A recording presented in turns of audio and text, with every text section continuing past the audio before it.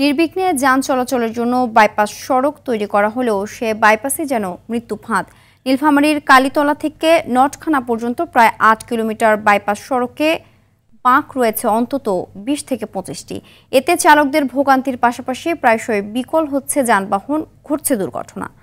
হাসান রাবি প্রধানের প্রতিবেদন, জানাচ্ছেন লামিয়া তানজিল মাহমুদ।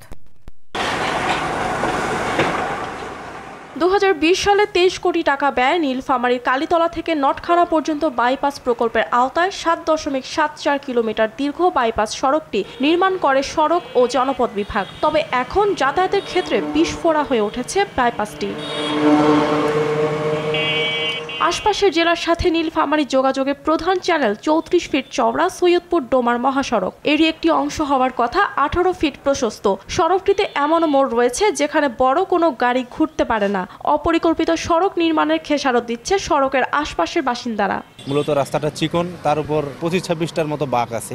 এটা শহরের পাশ দিয়ে একটা সড়ক, যেটার নিরাপত্তার বালাই নাই বললেই চলে। বড় বড় যে আপনার হাইওয়ে কোচগুলা ঢুকতেছে, ওগুলা একটা ঢুকার পর আরেকটা পার হইতে পারে না, দোকান পাড়ে লাগে দেয়। ২০-২৫টা টার্নিং আছে, টার্নিং নিতে সমস্যা হয়। তারপর আপনার সিঙ্গেল ডাবল গাড়ি ক্রস করা সমস্যা হয়।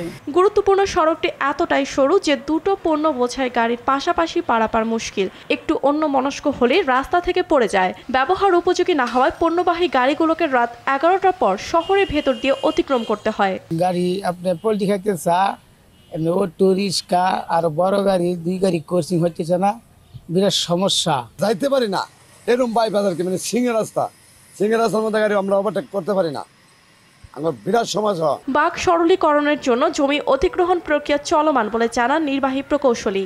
এই সড়কটাতে বেশ কয়েকটা সূক্ষ্ম বাঁক আছে, কিন্তু সড়কটির পেভমেন্টের বাইরে আমাদের কোনো অ্যাকোয়ার্ড ল্যান্ড নাই।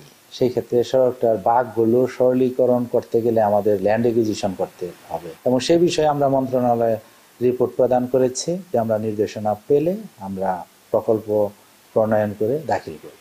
বাইপাসটি দ্রুত সরলীকরণ ও প্রশস্ত করার দাবি স্থানীয় সহ গাড়ি চালকদের। লামিয়া তানজিল মাহমুদ, RTV।